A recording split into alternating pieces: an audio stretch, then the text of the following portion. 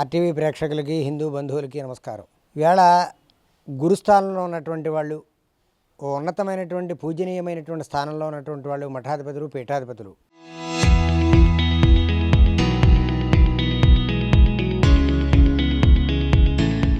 ధర్మ సంస్కారం చేయవలసినటువంటి వారు, సంస్కరణకి అనుసరింపజేసేటువంటి భక్తులందరినీ, హిందువులందరినీ కూడా ఒక తాటి మీదకి తెచ్చి ధార్మికమైనటువంటి కార్యక్రమాల్లో ఉండవలసినటువంటి వాళ్ళు కొంతమంది పీఠాధిపతులు ఇబ్బందులను కలగజేస్తున్న విషయం మీ అందరికీ తెలుసున్న విషయమే. 6వ తారీఖున సమతామూర్తి యొక్క సమతాకుంభ అనేటువంటి ఒక కార్యక్రమంలో చినజీయర స్వామి, ఇందులో పెద్దవాళ్ళు అనుకోవడానికి వేరే పేరు చెప్పడానికి ఏం సందేహం లేదు, చినజీయర స్వామి ఒక విమర్శని ఎత్తి తద్వారా హిందువుల్లో కలతను తీసుకొచ్చినటువంటి సామరస్యత లేదు. ఈ సమతామూర్తి ఉత్సవాల్లో సామరస్యత లేనటువంటి విషయంగా అనేక రకాలైనటువంటి హిందువుల్లో విభేదాలు వచ్చేటువంటి విధంగా ఒక వ్యాఖ్య చేయడం అనేటువంటిది చాలా ఇబ్బందికరమైనటువంటిది, హిందువులందరినీ కూడా బాధ పెట్టేటువంటి అంశంగానే ఇక్కడ కనపడుతోంది. ఇప్పటిదాకా శంకర భగవత్పాదుల వారు సాక్షాత్తు శంకరాచార్యులని, శంకరాచార్యులు శివస్వరూపమని, సదాశివ సమారంభాం శంకరాచార్య మధ్యమాం అస్మదాచార్య పర్యంతాం వందే గురు పరంపరాం అని చెప్పుకునేవాళ్ళు. అంటే శంకరాచార్యుల వారు సాక్షాత్తు శంకర ఈశ్వర స్వరూపమని, ఆయన షణ్మత స్థాపన చేశారని, చతురామనాయాలు ఆ పీఠాలను పెట్టారని, ఆ పీఠాల ద్వారా ఒక ప్రదేశం వారికి అన్యోన్యత కలగడం కోసం, వారి యొక్క సమన్వయం లోపించకుండా ఉండడం కోసం, అఖండ భారతావనిలో అందరం కూడా హిందువులందరం ఏకతాటిపై ఉండాలనే ఒక పరిపూర్ణమైనటువంటి ఆలోచనతో ఆయన ఈ చతురామనాయాలు పెట్టడం అనేటువంటిది ఏర్పాటు చేయడం, తద్వారా అనేక రకాలైనటువంటి వైష్ణవులు, శాక్తేయులు, అలాగే శైవులు, ఇలా గాణాపత్యులు, శౌర్యులు, ఇలా అనేక రకాలైనటువంటి భిన్న కోణాల్లో విభిన్నమైనటువంటి ఇబ్బందులతో ఒకరినొకరు వాదించుకుని వివాదపడి కొట్టుకుంటున్నటువంటి సందర్భంలో అందరినీ కూడా సమన్వయపరిచి, వీటన్నింటికీ కూడా శివుడైనా కేశవుడైనా శివాయ విష్ణురూపాయ శివరూపాయ విష్ణవే శివస్య హృదయం విష్ణువస్య హృదయం శివ అని, శివకేశవులకు భేదము లేదు అనేటువంటి భావనతో ఈ అందరికీ కూడా అతీతమైనటువంటి ఒక శక్తి పరబ్రహ్మస్వరూపం అనేటువంటిది వారందరికీ తెలియపరిచి ఏకీకృతం చేసినటువంటి మహత్తరమైనటువంటి బృహత్తర కార్యక్రమం చేసినటువంటి మహానుభావులు సాక్షాత్తు పరమేశ్వరుడిగా మనం చెప్పుకుంటున్నాం. అది ఈశ్వరుడవుగాక, కేశవుడవుగాక, విష్ణుమూర్తవుగాక. అయితే అలాగే ప్రజలందరూ కూడా అటు వెంకటేశ్వర స్వామిని అర్చన చేస్తున్నారు, విష్ణుమూర్తిని అర్చన చేస్తున్నారు.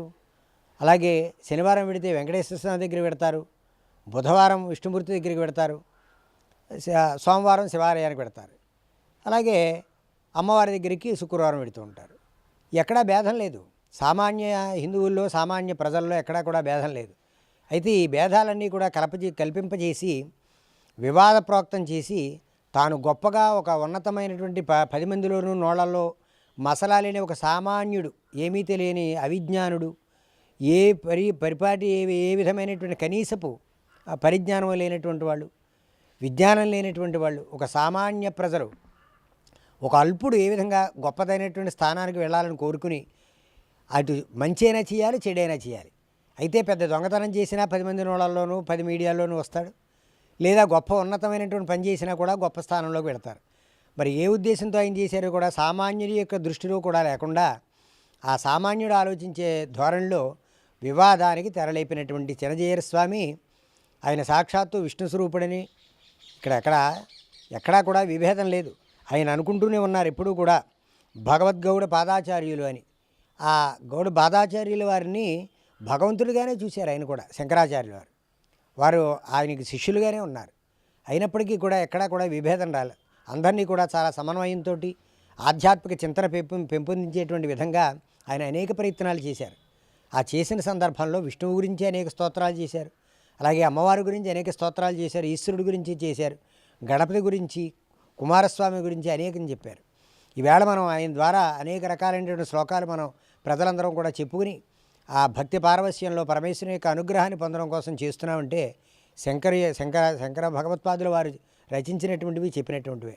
అయితే మరి ఎందుకు వచ్చిందో ఇలాంటి వివాదప్రోక్తమైనటువంటి విషయాలు, ఇది పెద్ద విజ్ఞానవంతులు, విద్యావంతులకి శాస్త్ర పరిజ్ఞానం కలిగినటువంటి వాళ్ళకి, వేదాంతులకి, ప్రవచనకర్తలకి తెలుసు, కానీ సామాన్య ప్రజలకు తెలియదు కదా. ఇప్పటిదాకా ఇలా అన్నారు, ఇది అబద్ధమా, ఇది నిజమా?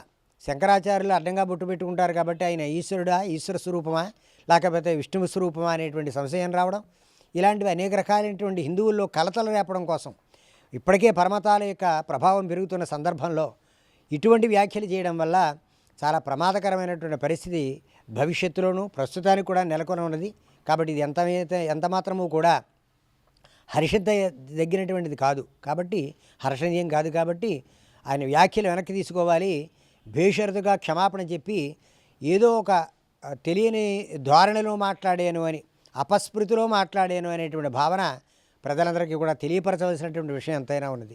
ఇలాంటివి జరుగుతూ ఉంటే ఇంకా మఠాల మధ్యన, వ్యక్తుల మధ్యన భావోద్వేగాలు పెరిగి అది ఒక రకమైనటువంటి అభిప్రాయ భిన్నాలు కలగడమే కాకుండా యుద్ధాలకి, అనేక రకాలైనటువంటి వైషమ్యాలకి మార్గదర్శకం అవుతుంది. కాబట్టి ఉన్నతమైనటువంటి స్థానంలో గుర్తింపు పొంది 10 మంది చేత నమస్కరింపబడేటువంటి వారు, పూజ్యనీయులైనటువంటి పెద్ద స్థానంలో ఉన్నటువంటి వాళ్ళు ఎంత దూరమో నడిచి చిన్న గోతులో పడినట్టుగా, చిన్న బోధులో పడినట్టుగా, మురుకు గుంటలో పడినట్టుగా ఈయన చేసినటువంటి వ్యాఖ్యలు బాగోలేదు.